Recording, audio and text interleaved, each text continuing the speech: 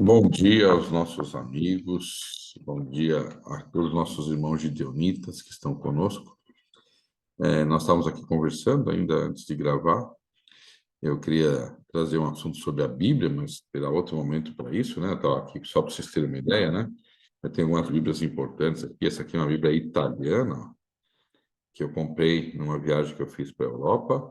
É uma Bíblia antiga, né?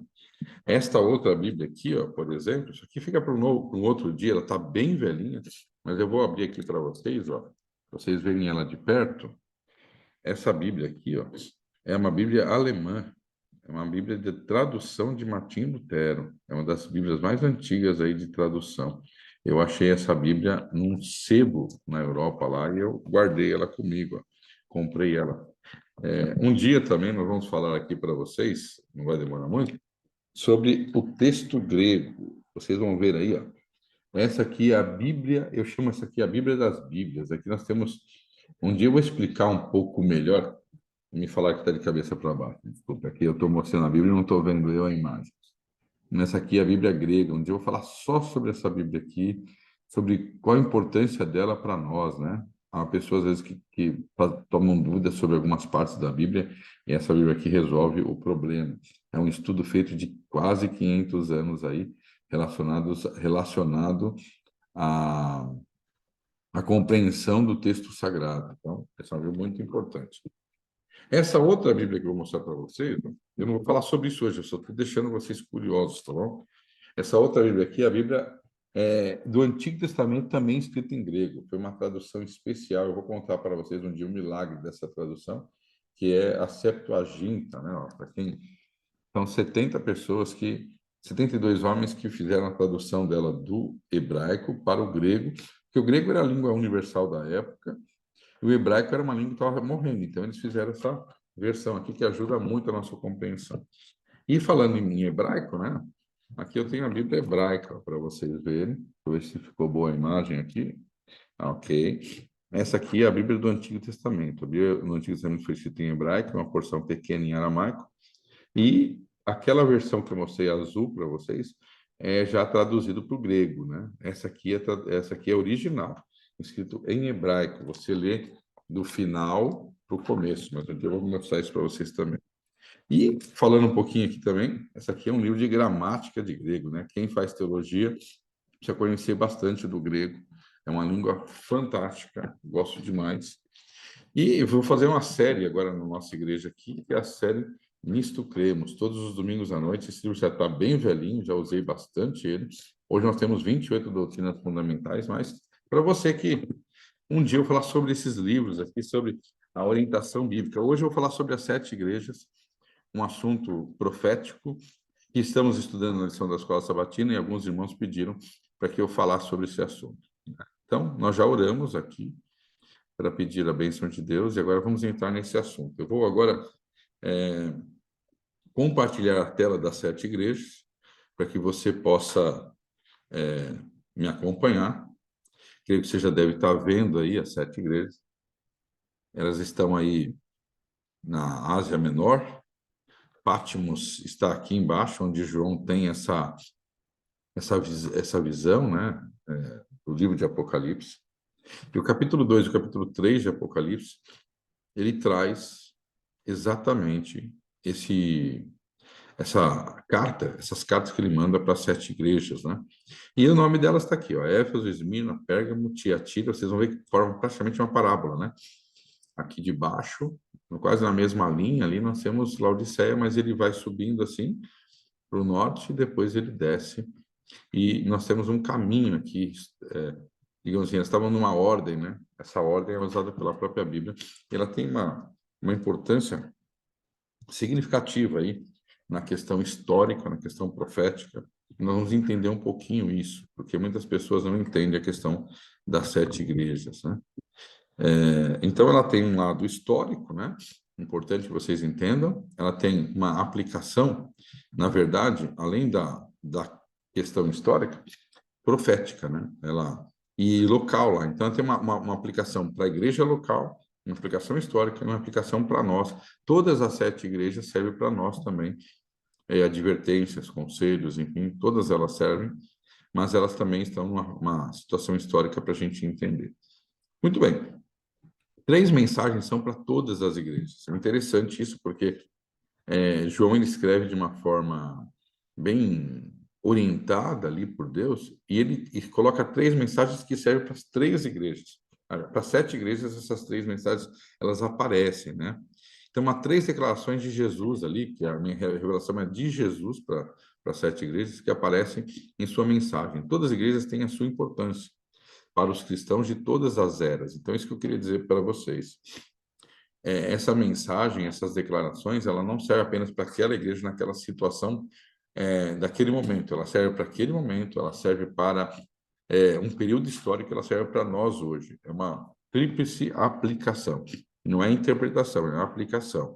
Aplicação é você pegar uma lição e aplicar de formas diferentes. Interpretação você pode ter uma, não tem como ter várias interpretações, porque a pessoa tem uma ideia quando escreve, não tem várias ideias, né?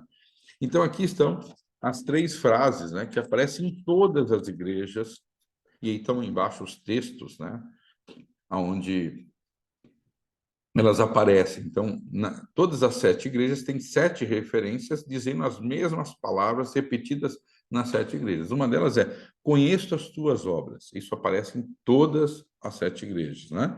Então, você tem aí Éfeso, Esmirna, né? Vou colocar o mouse aqui, ó. Éfeso, Esmirna, Pérgamo, Tiatira, depois você tem Sardes, Filadélfia e Laodiceia.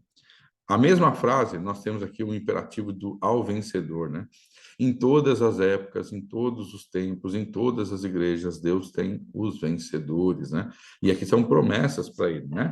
Tanto para 7 igrejas, Éfeso, Esmirna, Pérgamo, Tiatira, Sardes, Filadélfia e Laodiceia. E por último, quem tem ouvidos, ouça o que o Espírito diz às igrejas. Novamente, nós temos todas as igrejas aqui.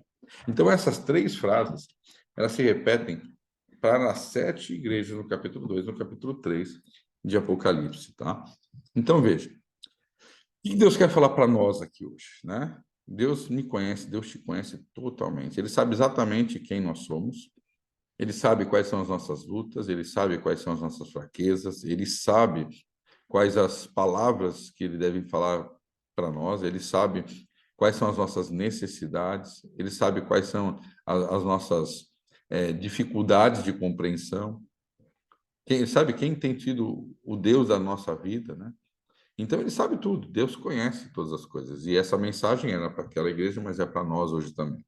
Agora, existe um tempo verbal em português, né, que chama imperativo, né? É uma ordem, né? Quer dizer, é uma certeza, né? Haverá vencedor.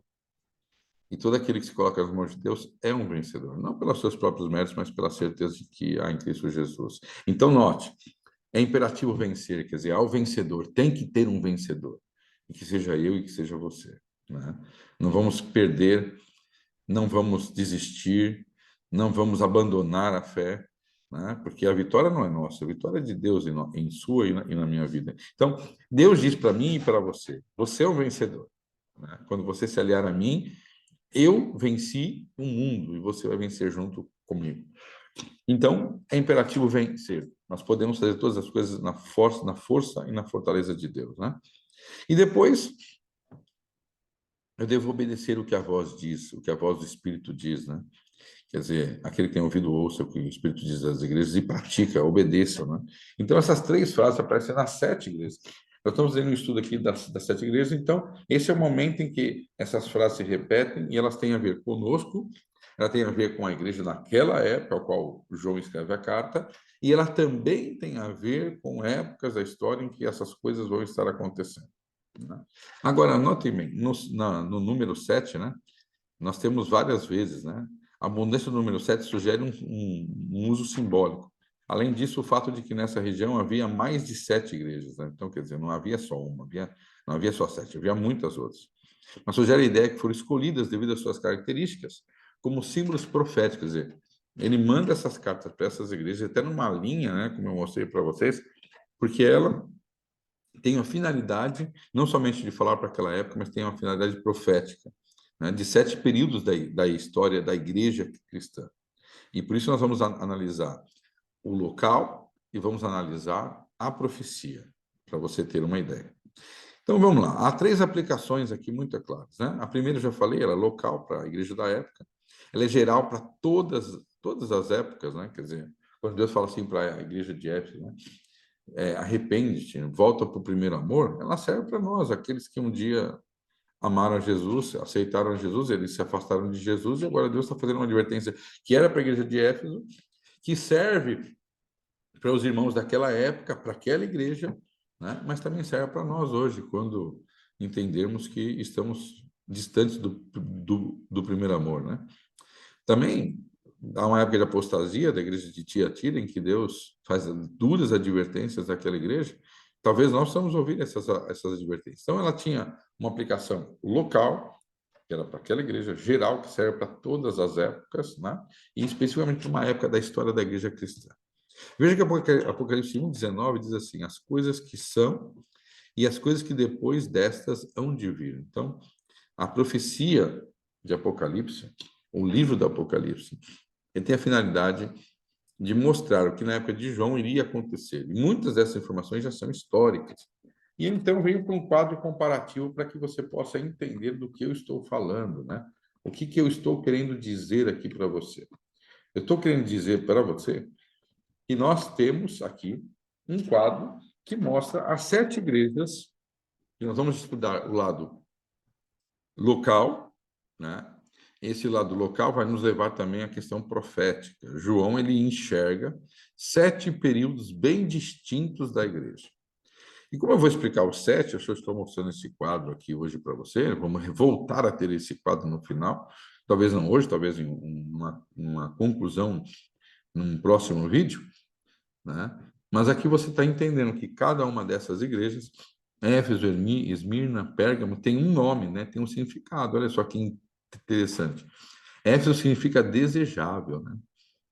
Esmirna significa mirra. Aquele presente que foi dado a Jesus quando ele nasce era uma planta que quanto mais você amassa, você faz um aperto dela, né? Ela solta um cheiro suave. Isso tem a ver também com o momento em que a igreja passa ali de perseguição. Pérgamo significa exaltação, quando eles começaram a se sentir mais importante que Deus, né? Então, Tiatira também tem ideia de um cheiro suave, mas não mais para Deus, né? Vocês vão entender isso em outro momento. Sardes significa canto de alegria. Filadélfia significa amor de irmão, né? Amor fraternal. E Laodiceia significa povo do juízo, né? Julgamento de um povo. E então você vê que cada nome de igreja ela vai combinar, né? Deus faz todas as coisas de maneira muito planejada, profeticamente, o que para a gente hoje é história, estamos no período de Laodiceia, e esses períodos eles vão culminar de maneira perfeita com a história. Então, é muito importante, é muito legal como Deus ele faz as coisas acontecerem na sua prática, na verdade. Nós vamos entrar aqui um pouquinho na igreja de Éfeso, né? Não vou esgotar o assunto, meu objetivo não é esse, mas como era Éfeso, né? Qual que era quais eram as características da cidade, da igreja de Éfeso, e um período em que havia uma pureza. Os apóstolos acabaram de ter ali um momento com Cristo, eles estavam realmente convertidos, né? Quando Jesus vai para o céu, e eles começam então a pregar o evangelho, espalhar a mensagem. Muitos deles morrem nesse momento. E esse período ele vai do ano 31, que é o ano que Jesus morre, até o ano 100, que é a data da morte de João, onde termina o ciclo ali dos primeiros apóstolos. E aí os discípulos dos discípulos começam a pregar e continuar esse legado do cristianismo.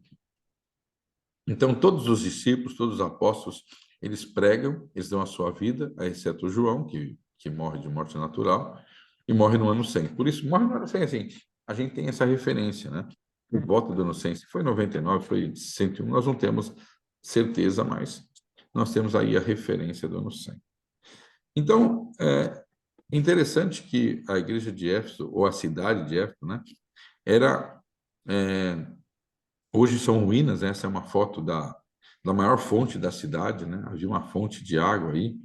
É interessante como eles já faziam essas coisas naquela época. E nessa fonte de água, claro que vinha a água de nascentes, e as pessoas tomavam água, viviam elas pegavam água para sobreviver. Havia também, vocês estão vendo essa parte de baixo aqui, ó, eram construções para que a água caísse e escorresse e levasse para vários lugares da cidade, né? Era uma forma que eles tinham de canalizar a água. Aqui nós temos um shopping, né? Seria uma espécie de shopping que eles já tinham naquela época. Vejo que pilastras aqui. É claro que isso aqui era aberto, não tinha cobertura em muitos desses lugares. Mas aqui as pessoas vinham fazer compra, né? Havia mercadores aqui nesse lugar vendendo as substâncias, né? As coisas, os produtos. Então, vocês terem ideia como que era, né, a construção desse lugar. Hoje tem muitas ruínas lá, mas isso aqui era lojas na cidade. Vamos falar um pouquinho sobre esse período. Eu não tenho a pretensão aqui de falar de todas as igrejas hoje. Eu prefiro fazer vídeos menores, onde a pessoa pode ver e assimilar. E vamos então falar um pouquinho sobre a igreja de Éfeso hoje, né? A cidade estava num ponto geograficamente desejável. Ela estava num lugar alto, né? Admirável. Possuía o mais belo porto da Ásia Ocidental. Era uma região onde estava diante do mar, ali muito pertinho do mar, e por isso eles tinham um porto. Esse porto era muito bonito, diz a história, né? E a cidade estava enfeitada com um dos mais lindos templos, né? É interessante essa ideia, porque é claro que eu estou falando agora não da igreja, mas da cidade. Havia uma adoração ali a Diana, né? Diana era uma deusa da justiça, e essa deusa da justiça também era a deusa da fertilidade, e os gregos, na sua, na sua mitologia, né? E depois isso foi transportado um pouco para a questão romana, eles eram muito pagãos, eles tinham muitas divindades, né? E essas divindades, elas eram divindades, como em todos os povos da antiguidade, politeístas, né? E essa deusa, né? A Diana ou Artemis, era uma deusa que representava a cidade. É interessante essa ideia, porque até hoje nós temos bastante sincretismo com isso, né? Padroeiro da cidade, enfim, e tirando ali o foco de Deus. Mas veja bem, esse templo foi construído totalmente de ouro, né? Havia um grande teatro também para 30 mil pessoas. Imagina isso naquela época. Hoje nós fazemos uma arena e gastamos quase 2 bilhões de reais aí para fazer uma arena. Eles já tinham lá para 30 mil pessoas, como se fosse um estádio, né? Para que eles pudessem fazer as celebrações deles. O povo romano é um povo muito, muito festeiro, embora aqui nós estamos falando da Ásia menor, mas quem governava o mundo naquela época era o paganismo de Roma, né? A Roma pagã. Então, nessa cidade onde se adorava deuses, estátuas e árvores, né? Paulo e Apolo, Áquila e Priscila fundaram uma igreja cristã. Eles foram para Éfeso, pregaram o evangelho, converteram muitas pessoas, levaram essa mensagem para eles. Éfeso é uma das igrejas mais antigas da história, tanto é que tanto João quanto o apóstolo Paulo, eles pregaram lá, eles formaram essa igreja, mandaram cartas para Éfeso. Em Atos 19 aparece que Apolo foi pregar lá, né? Em Atos 19 nós temos essa referência. Inclusive, Atos 19 é um capítulo muito especial, que explica sobre o rebatismo. Muita gente pergunta para mim, mas, poxa, o batismo não é um só, né? Está lá em Éfeso, a carta de Éfeso, inclusive feita pelo apóstolo Paulo. O batismo não é uma vez só, lá não fala assim, há um só Deus, há uma só fé, um só batismo. Mas o próprio apóstolo Paulo, no capítulo 19, está envolvido numa situação em que ele rebatiza pessoas. Então, precisamos entender um pouquinho essa questão, talvez seja a dúvida de muita gente. O mundo cristão não aceita ser rebatizado, porque eles leem lá em Éfeso, né? Há um só batismo, Efésios capítulo 4, há uma só fé. E quando nós adventistas falamos de um rebatismo, eles ficam abismados, mas como assim? E aí, quando nós vamos a Atos 19, eu não vou ler aqui o texto, eu vou contar a história, diz que Paulo estava saindo de Éfeso, né, encontrou com eles, né, um grupo de cristãos ali, e que tinham aceitado ao cristianismo e tinham sido batizados no batismo de João Batista. E aí o apóstolo Paulo pergunta: vocês conhecem o Espírito Santo? E eles disseram, não, nós não conhecemos o Espírito Santo. Porque eles disseram, nós fomos batizados no batismo de João, aceitando a Cristo, mas não sabemos nem que existe o Espírito Santo.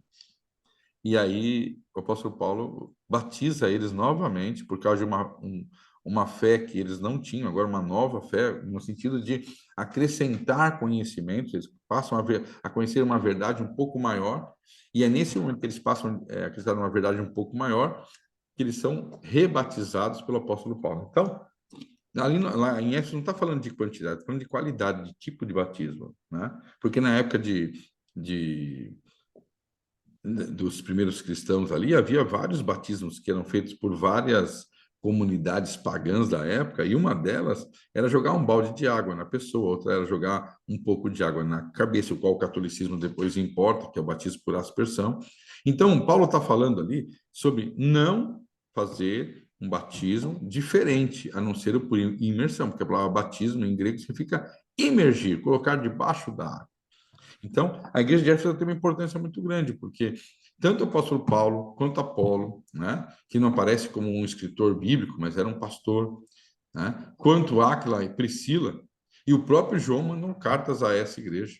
Essa igreja começa a existir muito cedo na história do cristianismo, logo nos primeiros movimentos ali dos discípulos, e o próprio apóstolo Paulo coloca Timóteo como pastor dessa igreja. Lembra quando ele escreve uma carta para Timóteo? Olha, Timóteo, maneje bem a palavra, seja um obreiro que você não tenha vergonha, né? Pregue a sã doutrina. São vários conselhos que o apóstolo Paulo dá para esse novo pastor, que é a carta a Timóteo, que é uma carta fantástica, muitas orientações, o apóstolo Paulo usado por Deus ali.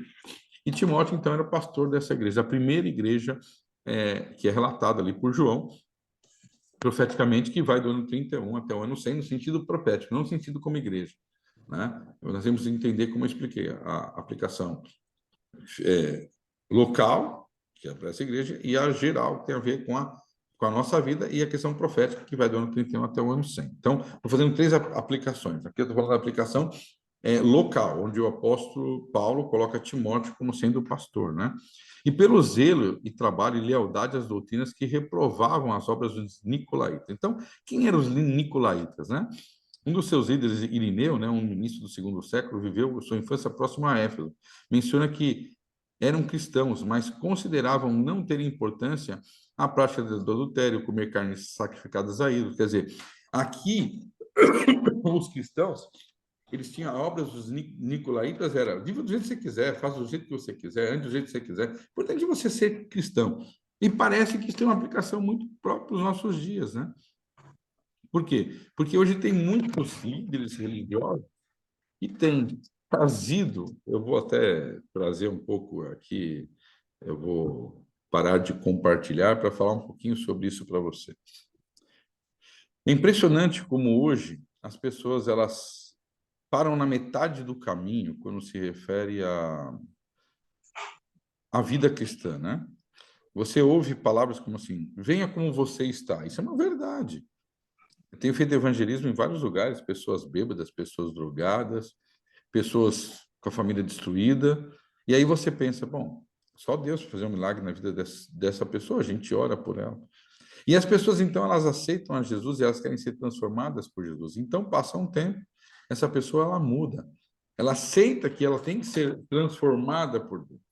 Então, note, os nicolaítas, eles diziam o seguinte, não, aceita Jesus, mas vive uma vida do jeito que você quiser. E nós temos visto isso com muita frequência, pregações dessa forma. E até Deus, através do apóstolo Paulo, manda uma mensagem para Timóteo dizendo assim: muitos não suportarão a sã doutrina, voltarão a acreditar em fábulas, né? Se cercar-se-ão estou falando de Timóteo 4, não sei se é a primeira ou segunda agora de cor, mas muitos se cercar-se-ão de líderes, olha bem como as coisas se encaixam, de líderes que falem o que as pessoas querem ouvir. Até um termo que é usado, né? Farão comichões nos ouvidos, quer dizer, eles terão prazer em ouvir o que eles querem ouvir. E hoje tem muito pregador por aí que fala o que o povo quer ouvir. Não, continua fazendo as coisas erradas, não tem problema nenhum. Importa que você aceitou a Jesus, queridos. Quem conhece a Jesus de verdade é transformado. O ladrão para de roubar, o adúltero para de adulterar, o mentiroso para de mentir. Eles são tudo isso, mas quando eles encontram com Jesus, tem que haver uma transformação. E eu não creio que uma pessoa que tem um tempo de fé, de verdade, continue nas práticas dos nicolaítas, né? Então, isso já existia naquela época. Satanás sempre tentou, de alguma forma, enganar as pessoas, colocar elas numa situação onde elas se sintam confortáveis, né? Então, está tudo bem. Mas nem sempre o conforto, ou estar no mesmo lugar, ou fazer as mesmas coisas erradas, nos faz crescer na fé. E eu queria dizer para você que me ouve, será que você tem se acomodado na sua vida cristã? Será que você tem olhado para você e dizendo, está tudo bem, eu vou na igreja, né? Eu já aceitei Jesus, mas será que você não tem nada que você tenha que mudar, nada que você tenha que transformar na sua vida? E é interessante que nesse texto que você está vendo aí agora na tela, né? Eu vou colocar de novo. Deus, sabendo desse período, né? Sabendo dessa situação da igreja de Éfeso, uma igreja que tinha ali os apóstolos, né? Mas já havia uma apostasia, já havia pessoas que queriam viver do jeito que queriam, não tinha que guardar mandamento, não tinha que fazer a vontade de Deus, está tudo certo. É a mensagem de hoje, é a mensagem que muitas pessoas querem ouvir. Pode vir para a igreja, mas continua bebendo. Pode vir para a igreja, mas não tem problema que você faça isso, que você deixe de. Você não precisa deixar de fazer aquilo. E essa é a mensagem de muitos pregadores hoje. Mas a Bíblia fala que aqueles que amam a Deus e guardam seus mandamentos faz parte da verdadeira igreja. A Bíblia fala assim: tudo já foi ouvido e, e temei a Deus e guarde seus mandamentos, porque isso é todo o dever do homem. Então a Bíblia ela é clara. Você ama a Jesus, então por isso você o obedece. Mas as pessoas que têm uma vida cristã vazia, elas simplesmente querem aplacar a consciência delas, dizendo assim: não, eu já fui na igreja, já fiz a minha parte. Mas quando você se aproxima de Deus, a transformação ela deve ocorrer, porque é uma prova de que você está em sintonia com Deus. A luz não se mistura nas trevas, né? E aí vem então a reprovação, né? Reprovação justamente por causa disso. O abandono do primeiro amor, né? Deus disse assim, ó, tenho contra ti que abandonaste o primeiro amor. Talvez esteja falando para pessoas de 30, 40, 50 anos de igreja, não sei quem vai me ouvir. Mas você já parou para pensar se você ainda tem aquele primeiro amor? Você parou para pensar se você não está vendo uma vida cristã de aparência?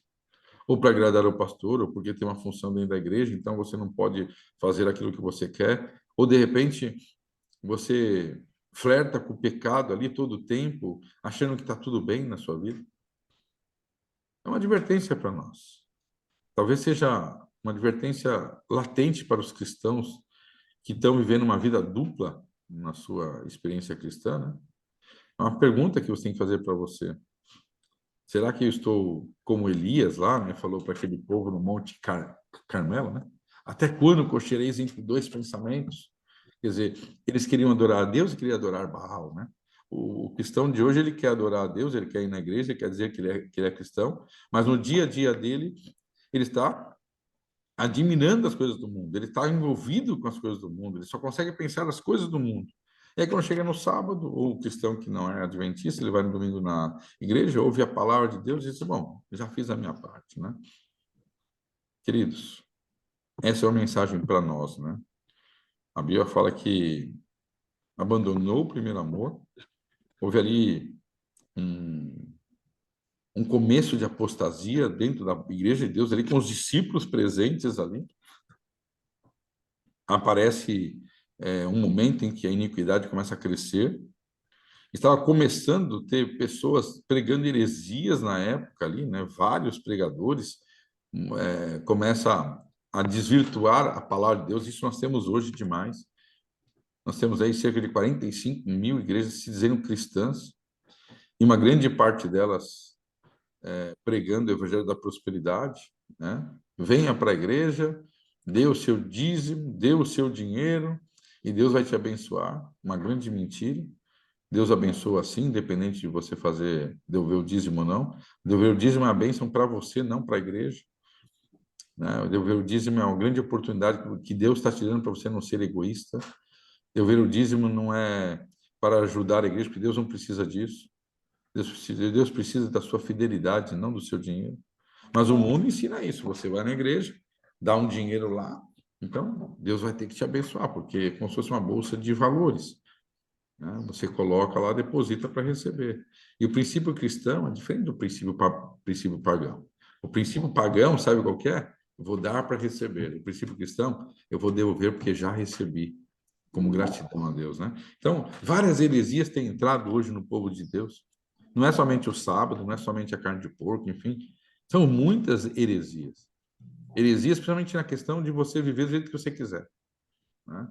Você quer ser cristão, mas faça o que você quiser da mesma forma. E essa mesma situação havia naquela igreja. E a mesma reprovação, né? Deus está falando para mim, para você, que talvez esteja vivendo assim. Então vem então o conselho, né? Lembra-te, pois, de onde caíste. Olha como a Bíblia é sábia, né? Quer dizer, olha lá para a tua vida, vê onde você está. Você parou no tempo, você não continuou a sua trajetória cristã, você caiu ali, você ficou ali, mas Deus chama você para um recomeço, né? Um arrependimento. E essa mensagem de arrependimento é uma mensagem que já desde a época de João Batista se pregava. Será que você tem vivido uma vida em sintonia com as coisas de Deus de verdade? Ou você está fazendo essa dualidade espiritual há muitos anos e acha que está tudo bem? Aqui existe um conselho para você, conselho para mim também. Hora ou outra nós precisamos ouvir esses conselhos porque caímos na nossa experiência cristã. Não sou melhor que você porque estou falando aqui. Lembra-te, pois, de onde caíste. Arrepende e volta à prática das primeiras obras. Volta à prática de ter um tempo com Deus. Volta à prática de orar mais. Volta à prática de abandonar coisas do mundo. Volta à prática de ensinar a palavra de Deus para as outras pessoas. Volta à prática de fazer culto na sua família. Volta à prática de estar mais envolvido com as coisas de Deus. E larga um pouco filmes, séries, jornais, política. Deixa um pouco de lado vídeos curtos, internet. Deixa um pouco de lado prazeres desse mundo. Se apega a Deus. Nós estamos vendo no finalzinho do tempo. E aqui está, né? Arrepende e volta às práticas da primeira obra. E vem a promessa, né? Eu acho tão linda, porque cada igreja ela fala no nosso coração, como falou para aquela igreja, né? E falou para a época dos apóstolos, quando eles viviam isso. A própria Bíblia traz essa consonância. E a promessa é ao vencedor: dar-lhe-ei que se alimente da árvore da vida, que se encontra no paraíso de Deus. Esta árvore da vida é uma árvore que, de acordo com o Apocalipse, iremos comer uma vez por mês, como prova da nossa dependência de Deus. Nós vamos lá dizer assim: eu vou comer desse fruto, porque esse fruto é uma forma de dizer assim: eu dependo de Deus. A vida não vai ser eterna, a vida vai ser, nós teremos para sempre a vida, mas a chave da vida está na mão de Deus, e a nossa obediência, a nossa adoração, a nossa admiração para com Deus, né, será também como comer desse fruto no paraíso, né, onde nós viveremos para sempre, admirando e colocando Deus como nosso Senhor e como nosso Salvador para a eternidade. Então, Deus chamou você para ser um vencedor, mas para que você seja um vencedor, você precisa se arrepender dos seus maus caminhos. Deus fala isso muitas vezes na Bíblia. Se meu povo, que se chama pelo meu nome, se humilhar e orar, né, e se desviar dos seus maus caminhos, eu sararei a sua terra. Muito linda, várias promessas de Deus, né? Vinde, arrazoemos, ainda seus pecados serão vermelhos como escarlates, serão brancos como a neve. A Bíblia fala: aquele que encobre suas transgressões nunca prosperará, mas ele se confessa e deixa, alcançará a misericórdia. O que tem sido difícil na tua vida, entrega nas mãos de Deus. Senhor, eu tenho dificuldade com esse assunto, tenho dificuldade com esse pecado. Converse com Deus. E eu tenho certeza que Deus vai mudar a sua vida. Porque Deus, ele só espera que nós digamos para ele: Senhor, faça um milagre. E ele fará na tua vida. Semana que vem, nós vamos entrar aqui. Eu comecei essa série hoje, a igreja de Esmirna, um período muito difícil para a igreja. mas talvez seja o período mais lindo que a igreja tenha vivido, como testemunho, como pregação, porque aquele que ama Jesus, ele prega, ele ensina, ele quer transformar vidas, e Deus vai fazer isso na minha, na sua vida. Então, na semana que vem, falaremos sobre a segunda igreja das 7 igrejas, e que a tua vida possa ser transformada, que você possa seguir os conselhos da palavra de Deus. Arrepende, levanta de onde você caiu, para que você possa levantar e transformar a sua vida para viver aqui o primeiro amor e esse amor continuar durante toda a eternidade, a você todos os meses comer do fruto da árvore da vida como um grande presente, que é a vida eterna que Cristo vai te dar, não você terá, eu sei disso claro, mas ele vai te dar, o dom da vida dele. Vamos neste momento fechar os olhos e vamos falar com Deus. Senhor Deus, obrigado pela oportunidade que o Senhor nos concede de ouvirmos, como a palavra diz, aqueles que têm ouvido, ouça o que o Espírito diz às igrejas. Nesta manhã estudamos sobre Éfeso, uma igreja em que o apóstolo Paulo mandou carta, o apóstolo João mandou carta. Houve ali um pastor preparado pelo apóstolo Paulo, uma igreja que vivia lutando com as heresias incluídas no seu meio, por pessoas que não tinham conhecimento da palavra de Deus, onde a verdade era misturada com a mentira, onde se ensinava, como nos dias de hoje, que as pessoas elas podem fazer o que quer, não tem problema. Contanto que você diga que aceita Jesus, está tudo certo. Numa igreja onde havia comichões falando nos ouvidos das pessoas, voltando o conhecimento delas às fábulas, à cultura romana, à cultura grega.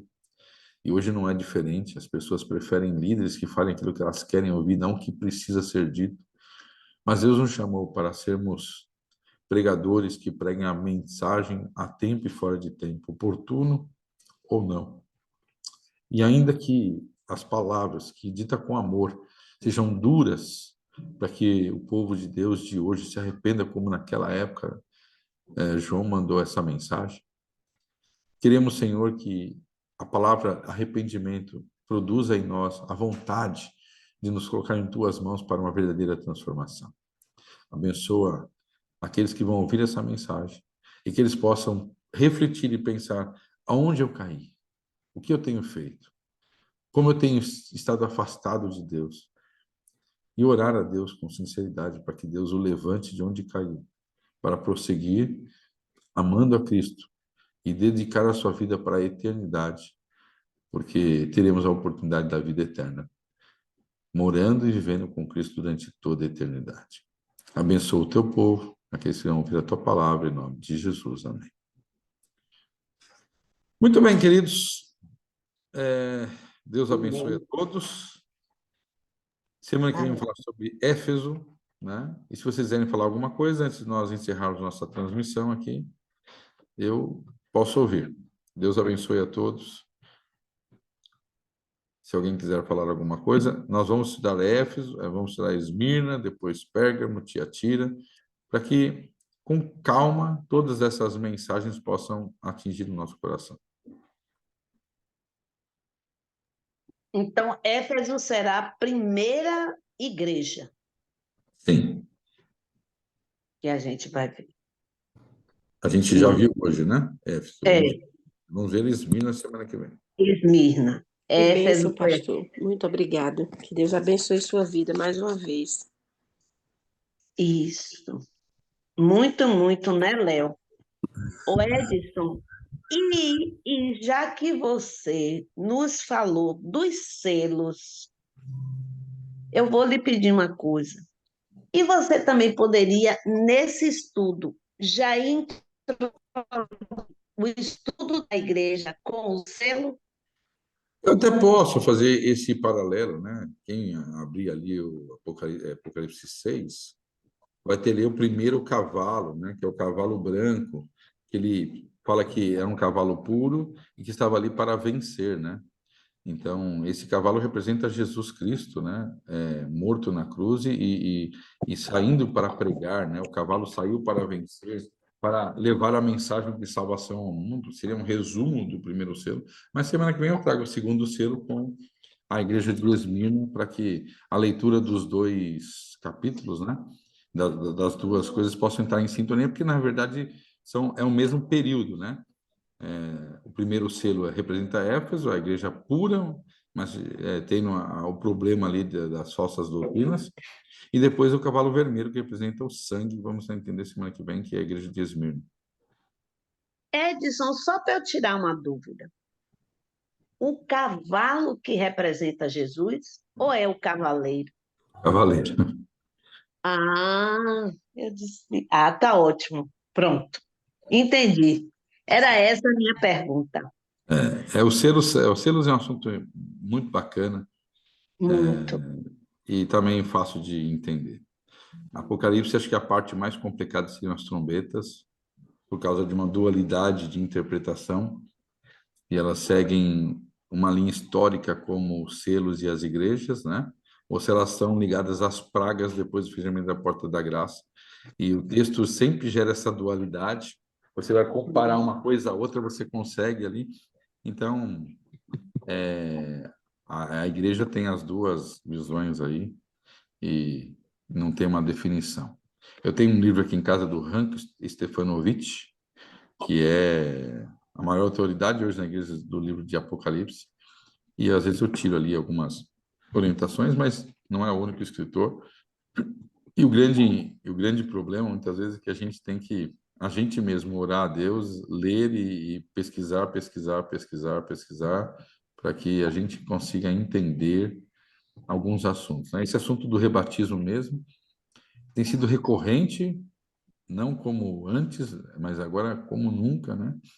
Eu tenho dado muitos livros para outras pessoas de outras denominações e quando eu proponho elas serem rebatizadas, elas tomam um susto.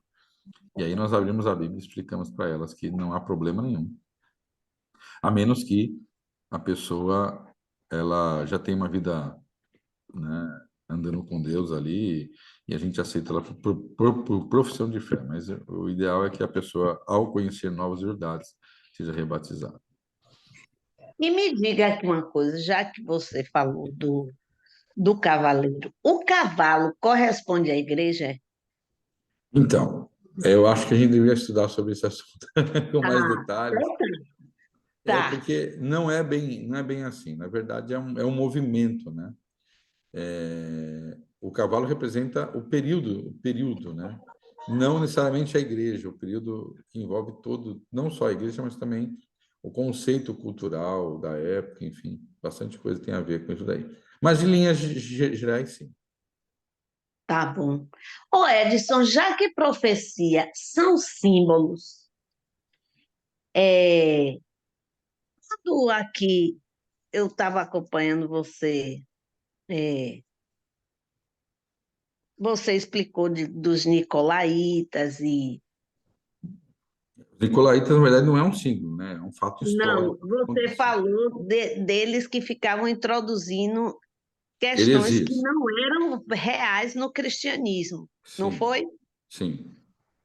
Essa, essa questão, as obras dos nicolaítas, só foi esse povo que trouxe essas questões para dentro do cristianismo em Éfeso, no início, só eles? Não, é que assim, havia algumas heresias, mas eles eram os mais fortes, né? Eles conseguiam, Hum, nas igrejas onde havia a pregação do evangelho, eles vinham com essa pregação que era gostoso de ouvir, né? E que é, hum, bom, faz o que você quiser, não tem problema, Jesus te ama e tal. Mas hum. nesse ponto que a gente precisa entender algumas coisas, né? Não havia só eles, haviam outros, mas ele usa de exemplo para que as pessoas da época pudessem entender, né? Ele não ia dizer todos os grupos ali numa carta, mas a maior Sim, preocupação deles era essa. É como se eu dissesse hoje, olha, irmãos, cuidado, vocês estão muito no celular aí, né? Vocês estão muito no tempo de certo. vocês, mas não tem só celular, tem televisão, tem cinema, tem teatro, tem futebol, tem novela, enfim, né? É. Mas era o que é do momento, então era o povo que estava eram pregadores que viviam dessa forma e diziam, não, tá tudo bem, então cuidado. Eles estão levando vocês para o caminho errado, para o caminho da liberalidade. Então, é nesse sentido. Ah, tá. Não era bem então a palavra símbolo, né? É o que representava, né? Sim. Representava essas concessões que já estavam iniciando na igreja, né? É, Primitiva. o mundanismo sempre entrou dentro da igreja, né? O Hum. sincretismo religioso sempre entrou dentro da igreja. As tradições sempre entraram dentro da igreja. E a gente, às vezes, tem que ter uma visão voltada à Bíblia para se desvencilhar de todas essas falsas ideias, né? Porque Tanto. Hum. as pessoas elas dizem, ah, mas meu pai fazia, minha avó fazia, minha avó acreditava assim, então eu também vou acreditar assim. Então é muito comum que as pessoas elas sigam tradições e não a Bíblia, né? E essa é uma preocupação que a gente tem que ter, para ter sobriedade. Por isso que Paulo falou para Timóteo, Timóteo, você está cuidando de uma igreja muito difícil aí, né? Onde as pessoas elas preferem ouvir certas coisas a ouvir você, mas não perca o foco, né? Conheça bem a Bíblia. Isso. Quer dizer, as advertências que o apóstolo Paulo dá para Timóteo tem muito a ver com a época de Éfeso, porque ele era pastor dessa igreja, né?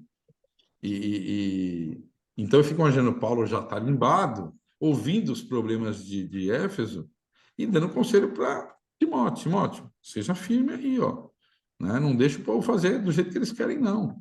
Porque eles estão indo por um caminho errado.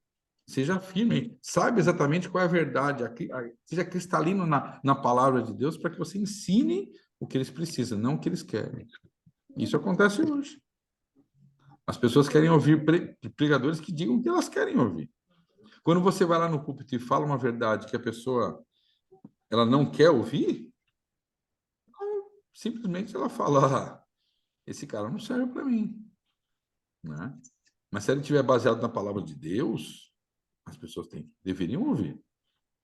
E quanto mais o tempo passa, mais as pessoas querem que agrade elas e não que advirta a elas. É mesmo. É. É, Mas era por isso que eu fiquei assim olhando esses nicolaítas, eu disse, será que não é bem a palavra símbolo? É que já havia esse movimento dentro da igreja, como você disse, que sempre houve, né? Mas como Sim, eles eram os mais fortes, eles ficaram ali como os representantes. sim, sim. Obrigada. Havia os arianos que já não aceitavam o Espírito Santo, é, meio que perto dessa época, havia doutrinas heréticas, né?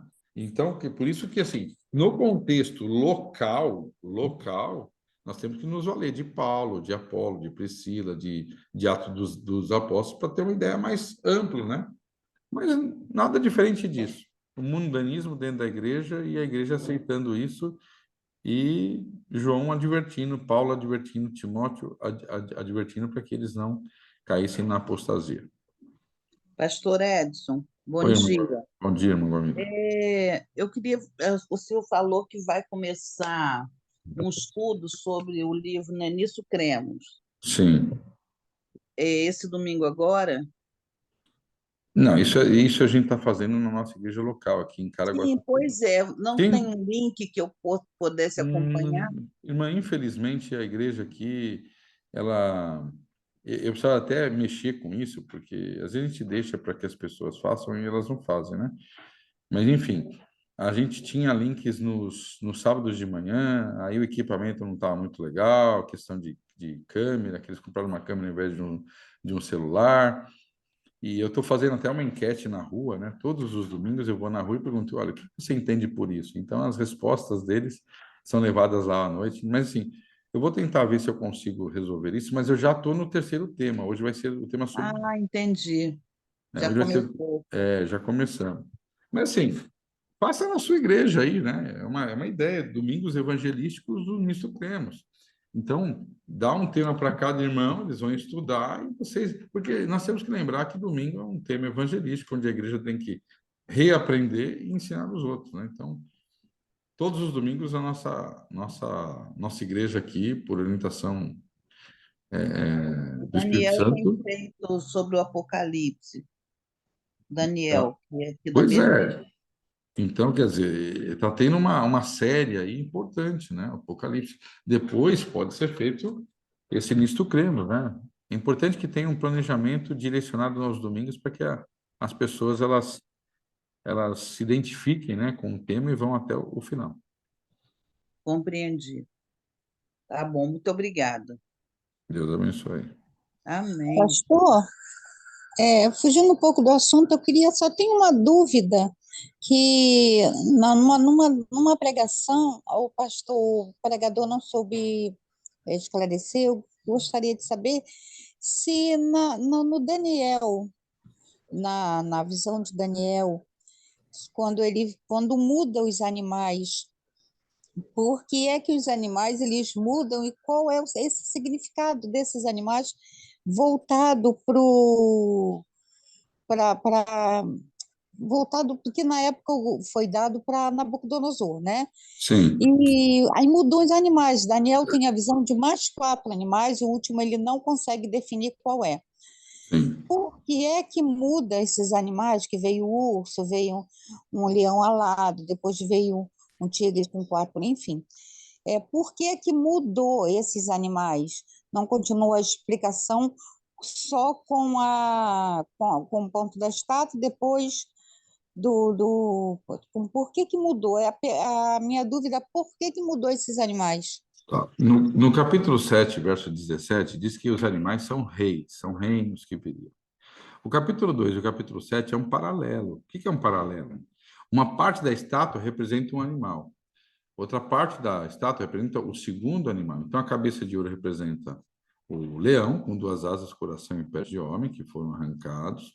Depois, esse período entra, que era a Babilônia. Depois, você tem o segundo animal que muda, que é o urso, com 3 costelas na boca, que representa o peito de prata. É o período dos Medo-Persas. Por que levantado dos 2 lados? É porque um era o povo era o Medo, o outro povo era o Persa. Eles se uniram, né? E por que 3 costelas na boca? Eles arrancaram 3, eles destruíram 3 povos, né? Eles destruíram a Lídia ao norte, a Babilônia e depois o Egito ao sul.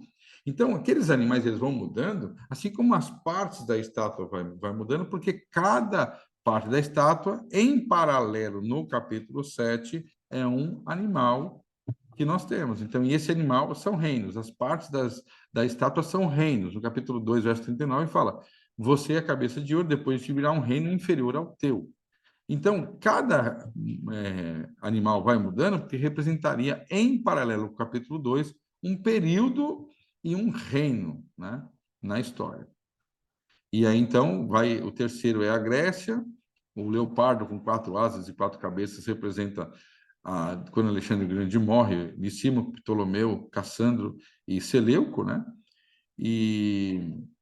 E depois desse terceiro animal, entre o terrível e o espantoso, que não tem uma referência de um animal, mas isso não é o importante, da ideia de que um animal muito forte, a Bíblia fala que tinha dentes de ferro, que combina com as pernas de ferro, que é o Império Romano.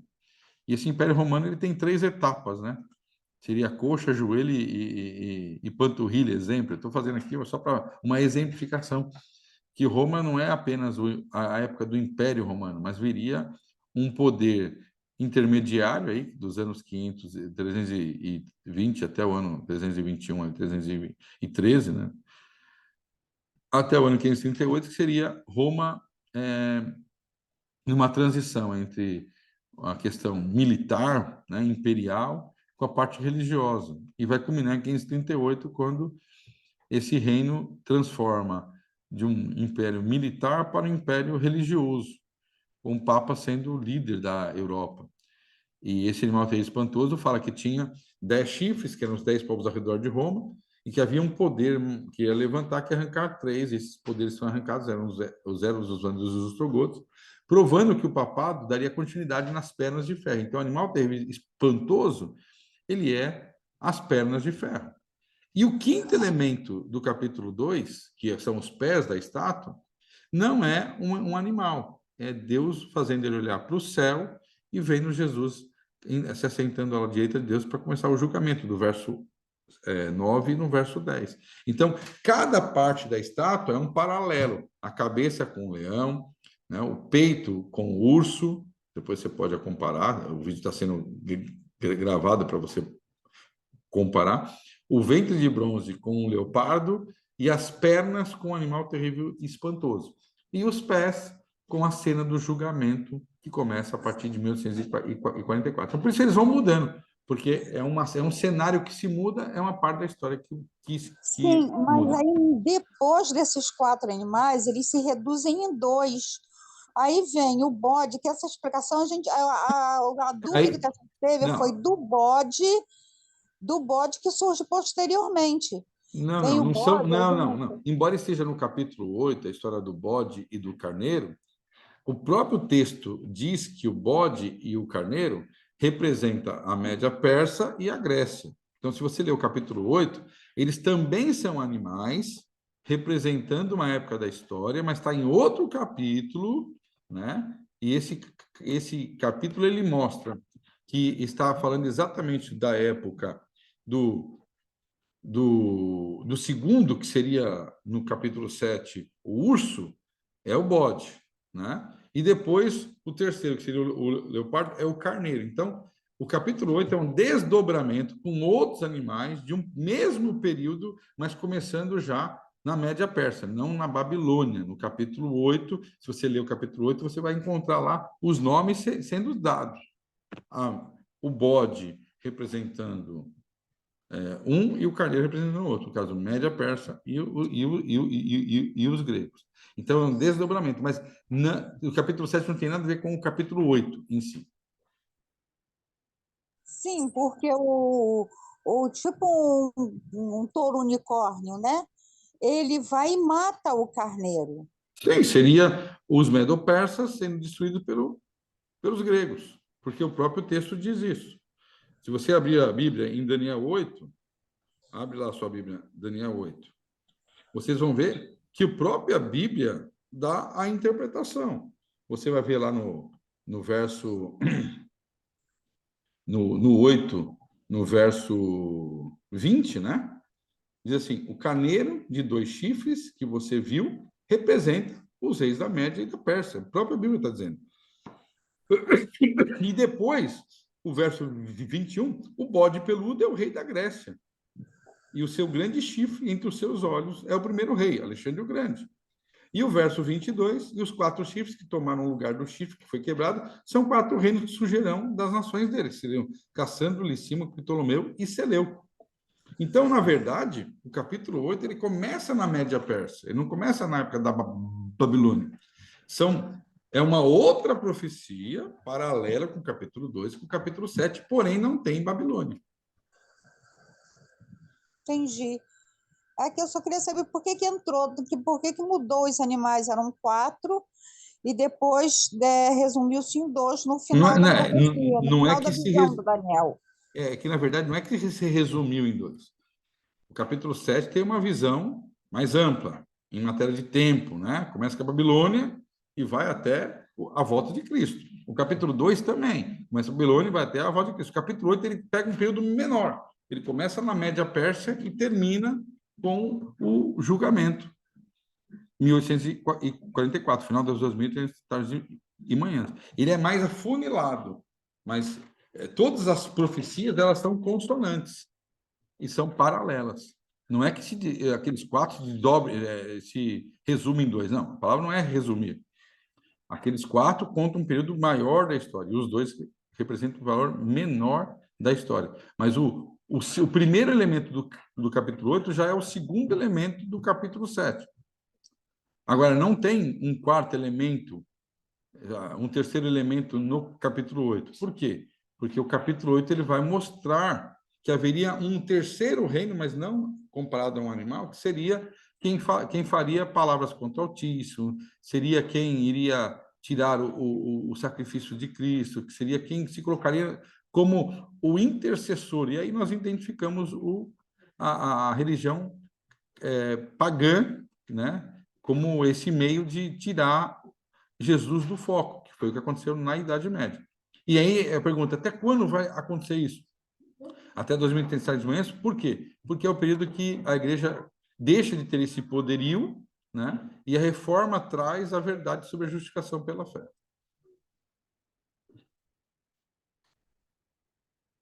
Muito obrigada, entendi. Que bom. Louvado seja Deus. Amém. Muito bem, irmãos. Eu vou encerrar nossa gravação, só para não ficar muito longa, né? Porque às vezes as pessoas elas vão ver ali, poxa, um vídeo tão longo, eu não vou ter tempo para assistir, né?